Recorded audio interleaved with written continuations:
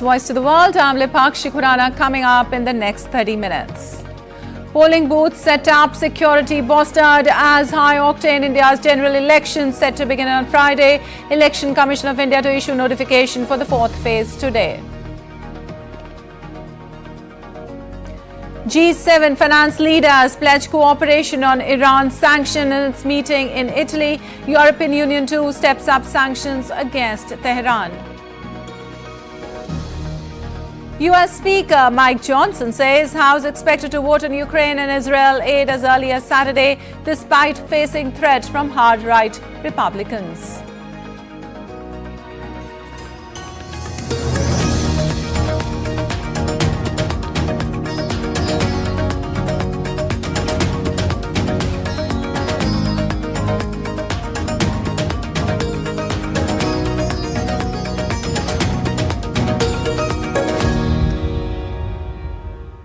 Well, now let's get to you the latest on the world's largest democratic election in India.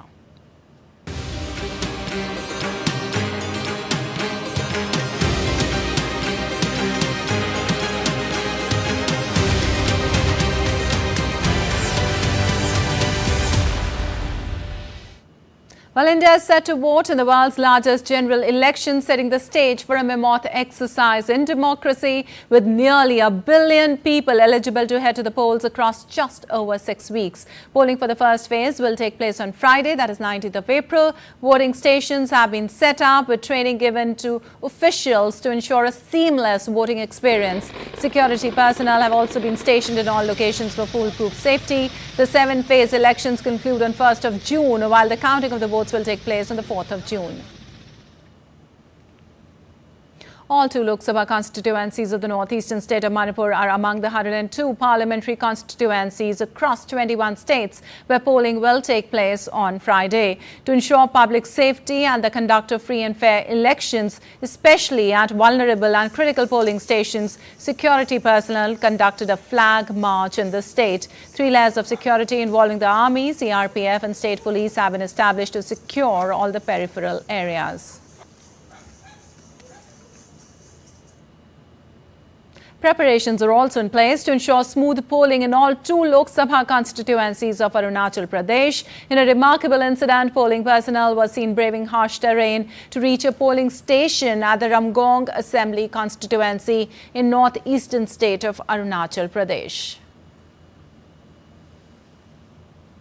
The Naxal threat looms large over Chhattisgarh's tribal Bastar constituency as it braces for polls in the first phase. There are a total of 1961 polling stations, including 1,000 hypersensitive ones. Security has been beefed up in the entire state, with forces being deployed at every nook and corner. The BJP and the Congress are in close contest for control of the tribal heartland.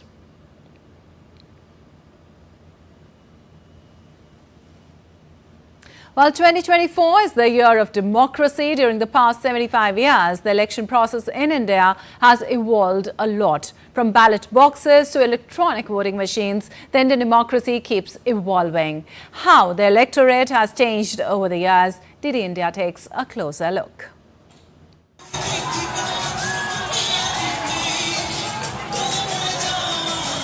The first phase of polling will see 102 seats with 1,658 candidates in the fray. There are 969 million voters on the electoral rolls for the 2024 general elections across all phases. There has been a 6.25% increase in the number of voters since 2019, which stood at 912 million. How has the electorate changed over the years? Let's take a look at the demographics of the electors. Share of voters in total population is the highest in 2024. Voter population ratio varies across states. Lowest gender imbalance in the electorate. Higher share of first-time voters. The share of voters in the total population will be the highest in 2024. Elections over the years from 1951 to 2024 have shown that the electors as a percentage of the total population is rising from less than 50% in 1951 to 67% in 2024. The difference in the demographic profile of states shows a disparity in the voter population ratio. There are large variations. How has this changed over time? The numbers have increased, but in different magnitude. Undivided Andhra Pradesh showed a maximum increase of 16.5 percentage points, followed by West Bengal and Karnataka. Bihar has seen the lowest increase at 2.1 percentage points, followed by Punjab 3.9% and Rajasthan with 4.5 percentage points. The 2024 elections will see the least gender imbalance in the electorate. It was 910 in 1971. It went lower to 902 in 1991-92. In the 2019 elections, the gender imbalance was at 926, while in this election, it's at 948. Finally, the share of first-time voters is higher than what it was in 2019, but it is not the highest in India. There are 1.9% first-time voters in India, which when translated into numbers is 18.2 million first-time voters. The highest number of first-time voters was in 2014 at 2.75%. The percentage of first-time voters is the highest in Jharkhand at 3%, followed by Rajasthan with 2.9% and Madhya Pradesh with 2.8%. The lowest first-time voters are in Kerala and Maharashtra with 1%. This election could see many news. How the Indian voters adapt to changing times and challenges will be tested as India decides in 2024. Anil Thomas's report for DD India. While campaigning intensified for the second phase of Lok Sabha elections scheduled for April 26th, covering 89 parliamentary constituencies across 13 states. Senior BJP leader and Union Home Minister Amit Shah held a roadshow in Ahmedabad's Sanand. Amit Shah to file his nomination from the Gandhinagar Lok Sabha seat tomorrow. BJP National President JP Nadda will be in Assam, where he'll be holding rally in Kokrajhar.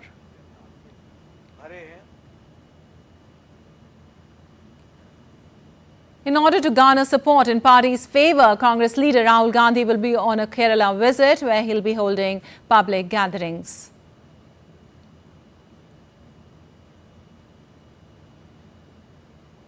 Meanwhile, the notification for the fourth phase of Lok Sabha elections will be issued today. 96 Lok Sabha seats spread over 9 states and a union territory will go to polls in this phase on the 13th of May. Simultaneously, notification will also be issued for single-phase assembly elections in Andhra Pradesh for 175 seats and the first phase of assembly polls in Odisha for 28 constituencies. The filing of nominations will end on Friday for the third phase of Lok Sabha polls. 94 parliamentary seats in 10 states and 2 union territories will go to polls in this phase on the 7th of May.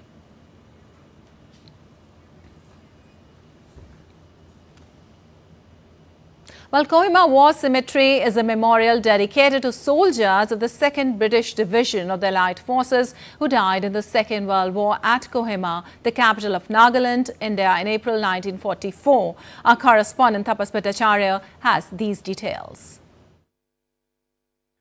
Hey folks, right now I'm in Nagaland and in the capital of Kohima, and I have come to visit a war cemetery. This is a very famous war cemetery which is maintained by the Commonwealth War Graves Commission, and this is where during the Second World War Battle of Kohima took place. It is also called one of the bloodiest battles of Second World War. In fact, it's being dubbed as the Battle of Stalingrad of this particular place. So this is the place where there's a particular line written, "When you go home, tell them of us and say, for your tomorrow we gave our today."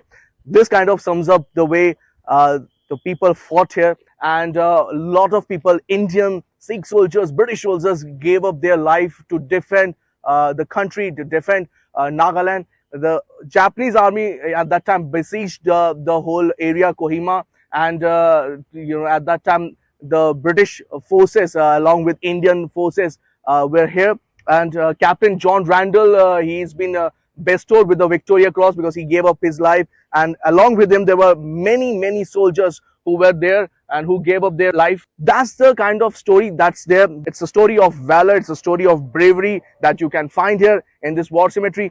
With camera person Naveen, this is Tapas Bhattacharya, right from the war cemetery in Kohima.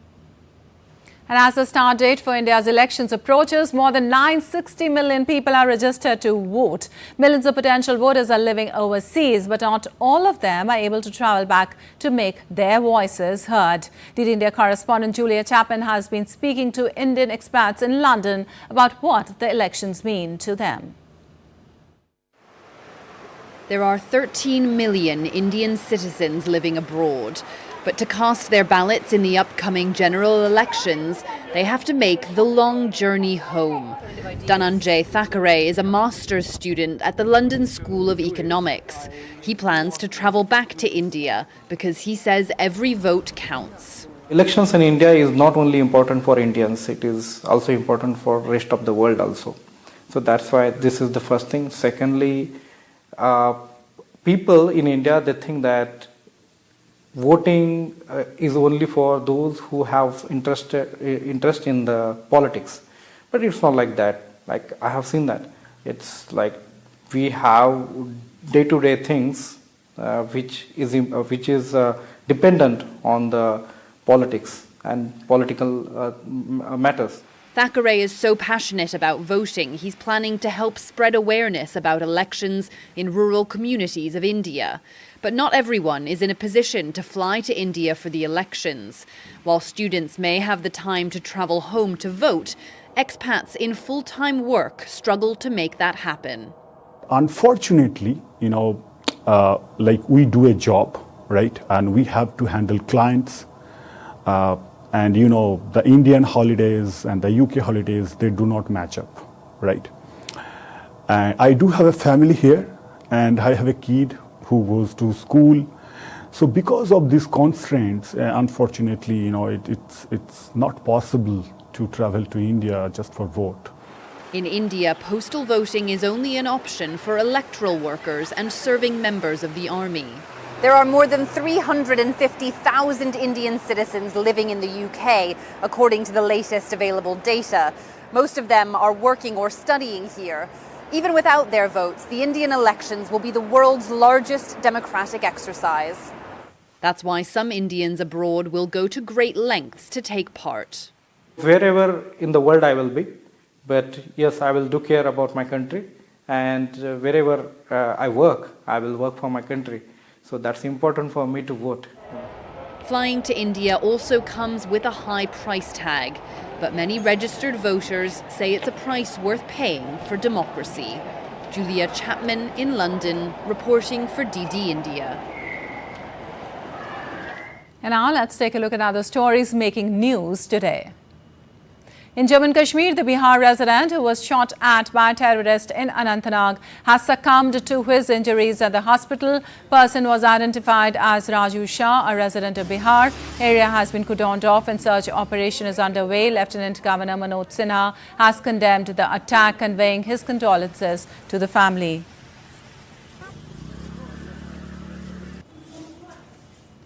The Ram Lala temple in India's Ayodhya gets adorned in the colors of festive lights, adding to the joy and reverence of the occasion for the onlookers in the 9th and final day of Ram Navami. Meenakshi Amman Temple in Madurai celebrates the 6th day of Chittirai festival. The festival is celebrated in the city of Madurai of the Indian state of Tamil Nadu and is celebrated for over 2 weeks to commemorate the divine union between goddess Meenakshi and Lord Sundareswarar. And still to come with this edition of DD India Live. US reimposes sanctions on Venezuela's oil industry. US President calls for steep hike to tariffs on China's steel and aluminium. However, says there would be no trade war with China and that tariffs won't hurt ties with his counterpart. And Indonesian authorities raised a high-level alert of volcano eruption in Indonesia's Mount Ruang.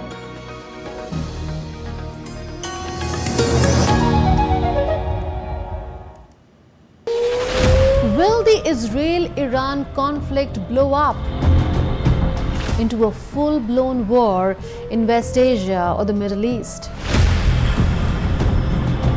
Who killed the world's largest anaconda barely days after it was first discovered? Watch Connecting the Dots every Friday at 8 p.m. IST or 14:30 GMT on DD India.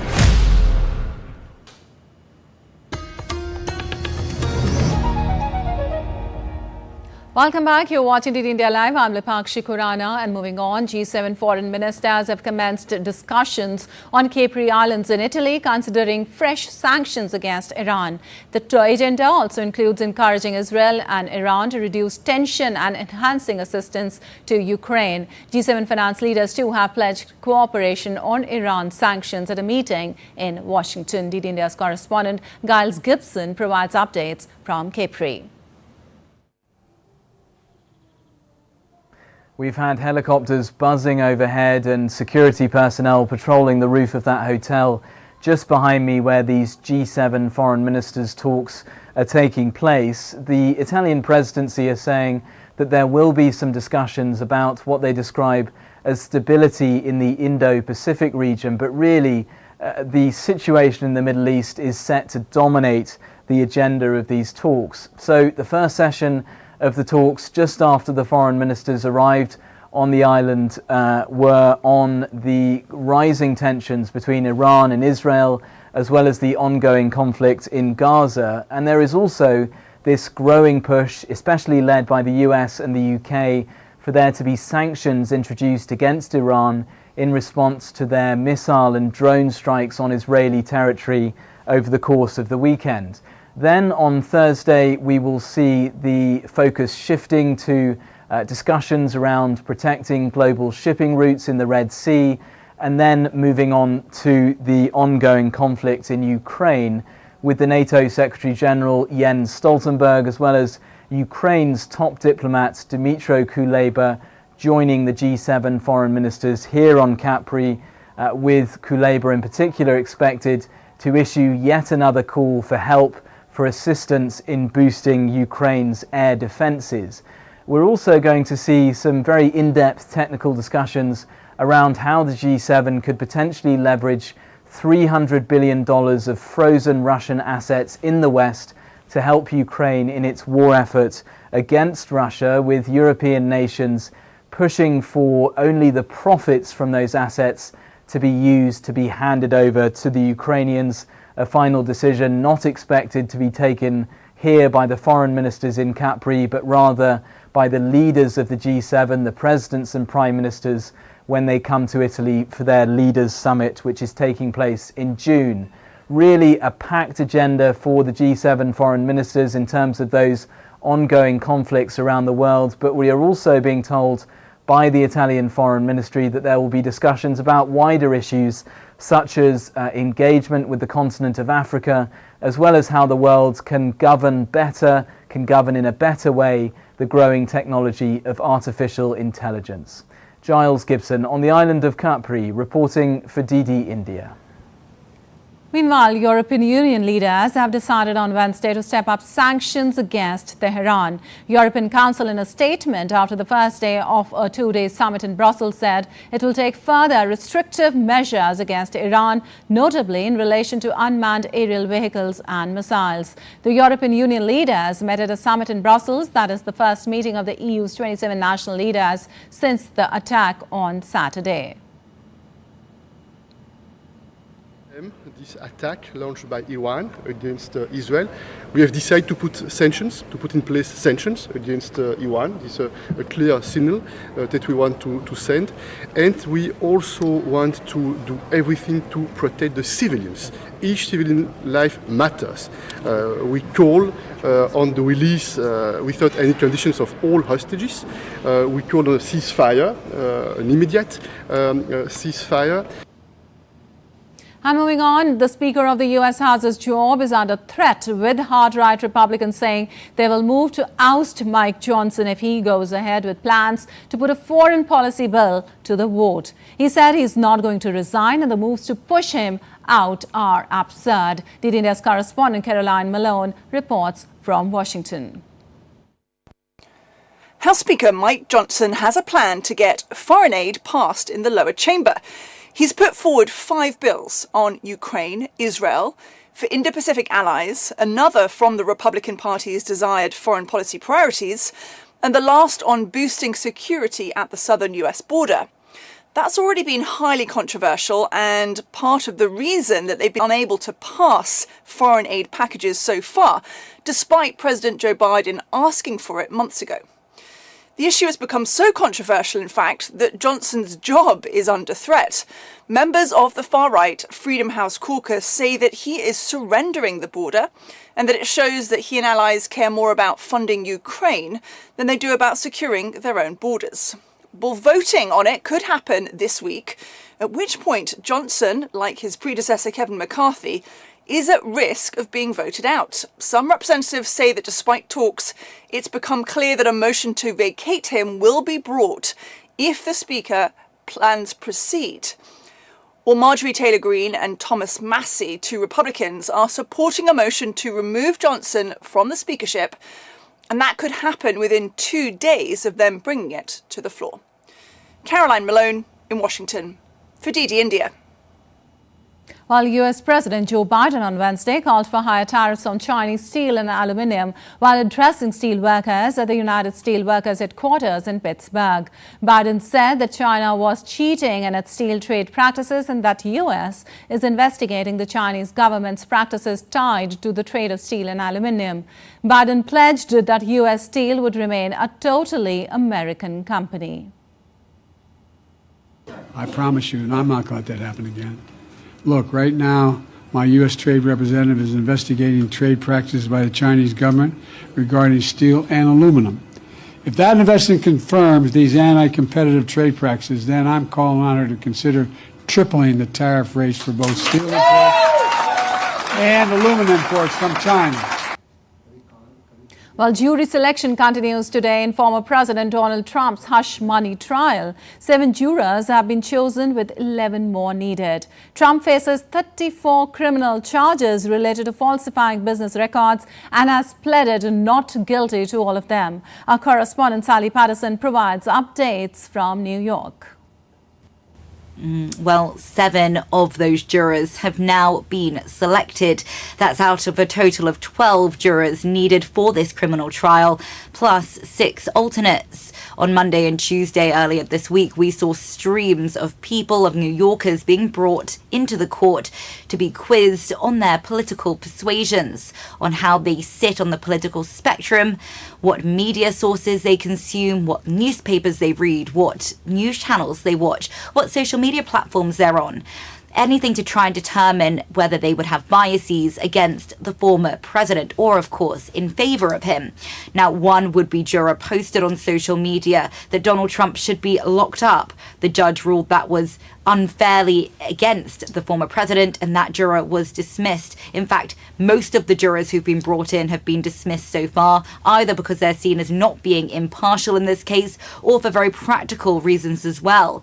This case is expected to take 6 to 8 weeks, and some people said they simply couldn't take that much time away from their work. One medical doctor, for example, said that she couldn't risk that time away from her patients. Now, we've seen many people being quizzed by the prosecution, by the defense, to try and get to the bottom of where they sit on the political spectrum.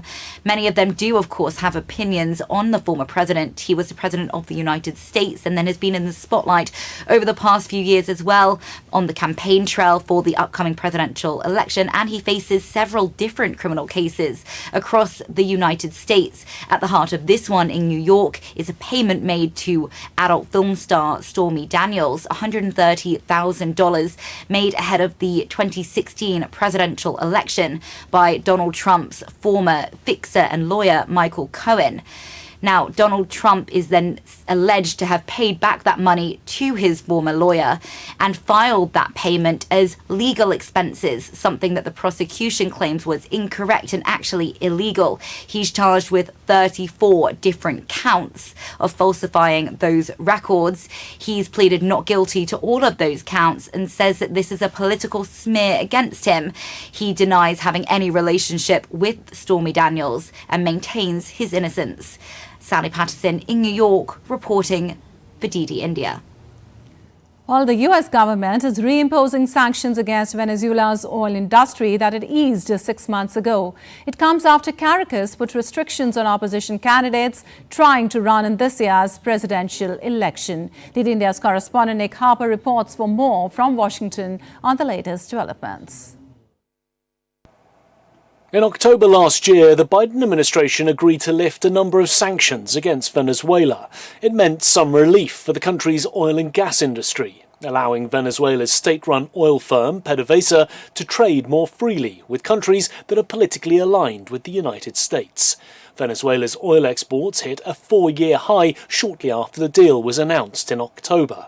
However, that relief was tied to a guarantee from Nicolas Maduro's government that it would create an environment for free and fair presidential elections this summer. The US says Maduro has failed to do that and has in fact fallen short in several areas. They point to the government's decision to bar the main opposition candidate, Maria Corina Machado, from running in the election. The US says Maduro has disqualified other opposition parties and candidates and that his government continues its campaign of harassment against opposition politicians and activists. October's sanctions relief had a 6-month clause built into it, so the US could assess if Venezuela was upholding its end of the bargain and improving relations with the opposition. As that has not happened, the US says it will not renew the 6-month license.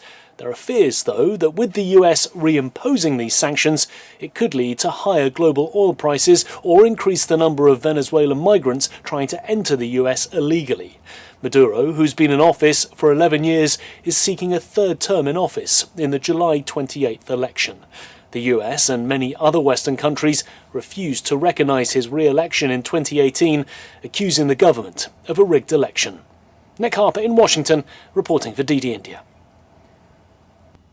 All right, that's all for this edition of DD India Live, but let us know your thoughts on the news of the day. For those on the go, you can get all the latest news and updates from India and across the world on DD India mobile app. The app is available on both Android and iOS platforms. Scan the QR code on the screen to download now. We'll be back with more news at the big here on DD India. I'm Lipakshi Kurana from all of us here in Delhi. Thanks for watching DD India Live.